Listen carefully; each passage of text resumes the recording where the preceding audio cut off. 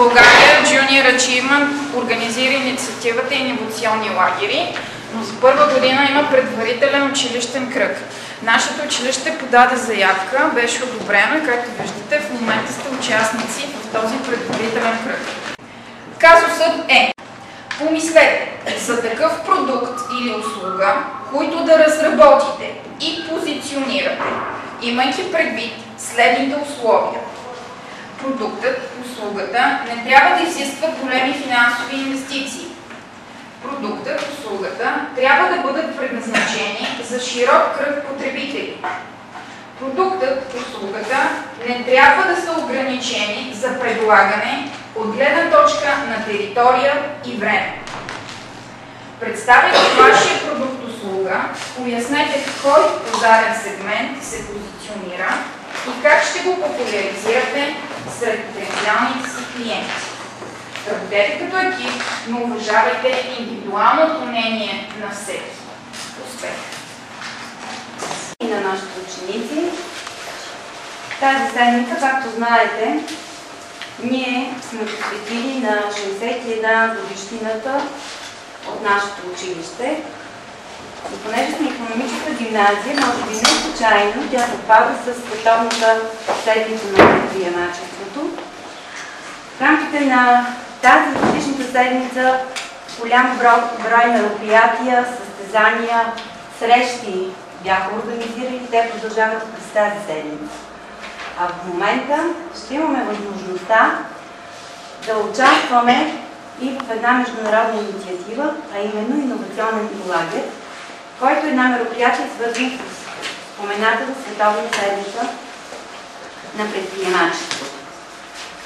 Фондация Junior Achievement България е организатор на събитието вече за трети път в България, а тази година формата е малко променен, като ще има 3 етапа на участие, първи от които училищен, втория национален и третия международен.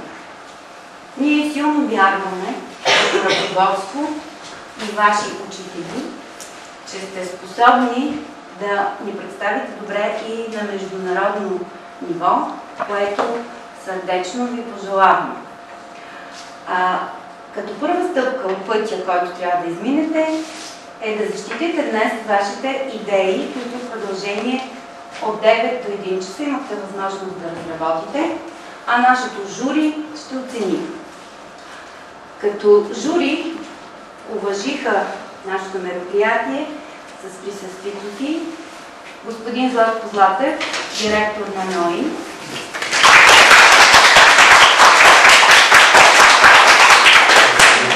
една институция, с която нашето училище традиционно добре се партнира в годините, някои от вас.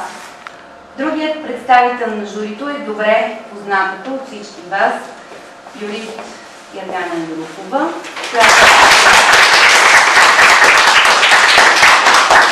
която е председател на училищното настоятелство, и за да имам присъствие и на учителите, едно достойно присъствие в лицето на госпожа Парафилка Стойкова, учител.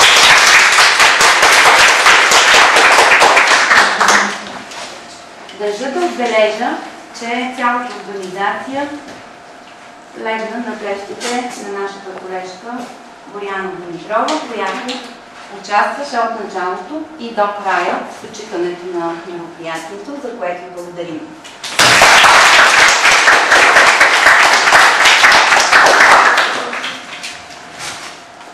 Казуса, който трябваше да бъде разрешен от вас, беше с доста широка рамка.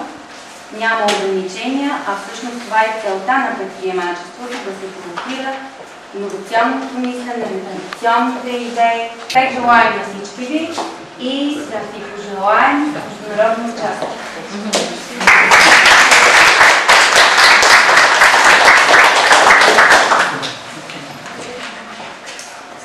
Уважаеми млади хора, ако ми позволите, след официалното откриване, да ви приветствам и аз, да ви поздравя за това, че сте проявили като мероприятие. Нека втори отбор да вземе мястото. Аз съм Десислава Хаджиева.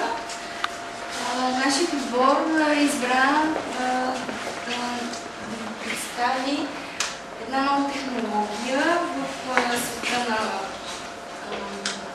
киното и на модерните технологии.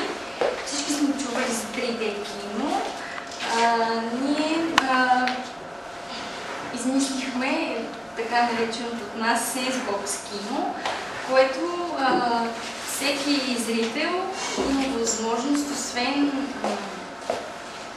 да почувства самият зрител има се представя така обемните предмети и се проследява движението в пространството, които могат да бъдат разгледани от различен ъгъл. В нашето кино, разбира се, и седалките не са съвсем обикновени. Тя има функцията да се движи, да променя, да. Ще имаме възможност да подушим и така ще се прехвърлим в света на киното по съвсем различен начин. Друг техника при нашето изобретение е терможилетката, при която, когато атмосферните условия в самия филм, например, ако е по-студено, тя ще ви предава възможността да усетите студенината във филма. Или съответно, метеорологичните условия, ако е по-топло, друго. Половин минутка, ориентирайте се към приключване. Друг ефект е това, че ние се ориентираме към всички потребители, независимо от тяхните доходи и независимо от тяхната възраст. На кино могат да ходят абсолютно всички и се надяваме да достигнем до по-голяма част от населението. Рекламата може да се извърши чрез брошури и рекламни продукти, които могат да се раздават на ключови места около това, където е местоположението на самото кино. Може да се например... Разбрахме, че в България няма такова кино. А в Европа има ли такова кино? Има нещо подобно, но при нас има малко повече ефекти и повече новости. Благодаря. Имате думата. Значи, добър ден първо. Нашия отбор реши да наблегне на големия проблем, който е не само в рамките на Европа, в България, на световно ниво, затлъстяването. Затова решихме да направим фитнес център, който фитнес център да предлага не само фитнес услуги, да предлага и услуги за здравето с един уред, който по-нататък ще бъде по-добре обяснен, който сме кръстили Beauty Power. Значи... България е на пето място с затлъстяване. Това се забелязва при ранна възраст при децата. И те се нуждаят от здравословен начин на живот, както също така и от качествени храни и продукти, с които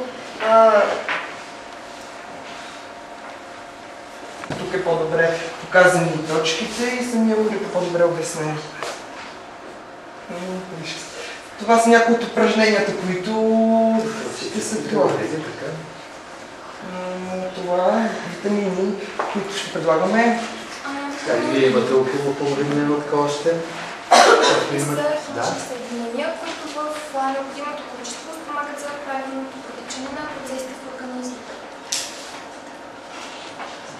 Хранителните добавки, които ще предложим в нашия фитнес салон, спомагат за бързото разграждане на храната и потискат апетита и създават чувство за ситост. Нашата фирма ще се рекламира по много начини, като най-важният е, ще имаме сайт, който ще е много по-добре обяснено какво предлагат точно, защо да се запишат при нас, да се вземат карти, също така с календари. Имаме собствено лого. Да. Благодаря ви, вашето време също.